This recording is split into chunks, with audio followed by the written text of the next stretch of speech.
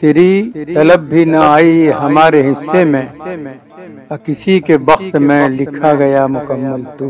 نیند آخر اڑ گئی اب کروٹیں بدلا کرو، ہم نہ کہتے تھے سہانے خواب کم دیکھا کرو۔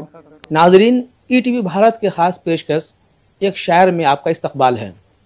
اس پروگرام کے تحت ہم آپ کو اردو ادب کے نمائندہ شاعروں سے ملاقات کرائیں گے اور جانیں گے ان کے ادبی سفر کے بارے میں۔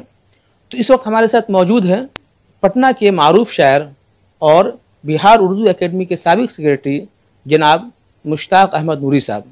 ان سے بات کرتے ہیں۔ سر، پہلے تو آپ یہ بتائیں کہ ایک بڑا نام ہے اردو ادب کا مشتاق احمد نوری، یہ سفر شاعری کا سفر کیسے شروع ہوا آپ کا؟ دیکھیے، میں بڑا نام تو نہیں ہوں،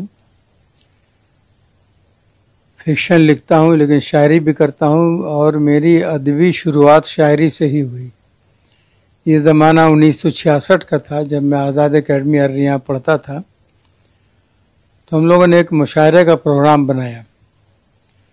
تب سوچا کہ مشاعرے کا پروگرام ہے، اپنی ہی غزل پیش نہیں کریں گے تو کیا ہوگا، تو میری پہلی ادبی کاوش جو ہے میری غزل ہی تھی، اور میں نے غزل کہی اور اس مشاعرے میں سنائی بھی، ساتھ ہی ایک نظم بھی کہی تھی 1966 میں، جسے میں کئی بار اور بھی رسائل کی نظر کر چکا ہوں، وہ شائع ہو چکی ہے۔ زیادہ تر میں فکشن نگار ہوں، لیکن شاعری بھی منہ کا مزہ بدلنے کے لیے کر لیتا ہوں۔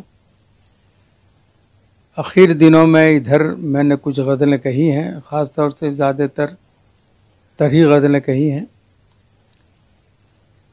اور وہ چیزیں شائع بھی ہوئی ہیں۔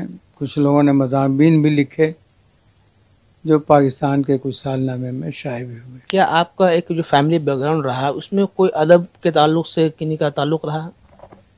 میرے فیملی بیک گراؤنڈ میں ادب کا کوئی تعلق نہیں رہا۔ میرے ابا ادب کے شوقین تھے، اور وہ ابن صفی کے سبھی ناول پڑھ چکے ہوں گے، شکیل جمالی کے، اور طلسمی دنیا جو الہ آباد سے شائع ہوتا تھا، تو تینوں قسم کے ناول وہ پڑھتے تھے، اور ایک بہت بڑا لکڑی کا بکس تھا ہمارے گھر میں، اس میں رکھا رہتا تھا سب۔ ایک بار میں نے جو دیکھا تو مجھے دلچسپی ہوئی جاسوسی ناول سے، اور میں نے پڑھنا شروع کیا، اور ادب کے نام پر جو پہلی خوراک گئی وہ موٹا موٹی وہ جاسوسی ناول ہی تھا۔ یہ سمجھیے کہ ادب کی طرف راغب کرنے کے لیے ابن صفی نے اور اس کے ناولوں نے میری زندگی میں بہت بڑا رول کیا ہے۔ کیا شاعری کے حوالے سے کئی طرح کے پروگرام ہوتے ہیں، نشستیں ہوتی ہیں، مشاعرہ وغیرہ میں آپ کی شرکت ہوئی ہے؟ جی، میں کافی مشاعروں میں گیا ہوں۔ کٹھیار میڈیکل کالج نے 2 بار بہت بڑے بڑے مشاعرے کیے، اور ریلنل لیول کے، میں نے اس میں بھی شرکت کی ہے۔ میں دلی میں بھی مشاعرے میں شامل رہا ہوں، جدہ میں بھی مجھے مشاعرے میں شامل ہونے کا اتفاق ہوا ہے، قطر میں بھی میں نے مشاعرہ پڑھا ہے، اور کویت میں بھی مجھے ایک اردو کا خادم ہونے کی حیثیت سے بلایا گیا تھا۔ میں نے وہاں انٹرنیشنل سیمینار ہوا تھا اردو ادب پہ، اس کی صدارت کی ہے، اور مشاعرے میں مہمان خصوصی کی حیثیت سے شامل ہو کر میں نے مشاعرہ ہی پڑھا ہے۔ شاعری کی دنیا میں آپ کے استاذ کون رہے جنہوں نے آپ کی اصلاح کی ہے؟ دیکھیے، سب سے پہلے اسکول میں نصر حمید خلش تھے، انہیں میں نے سب سے پہلی اپنی غزل دکھائی، انہوں نے اصلاح کی۔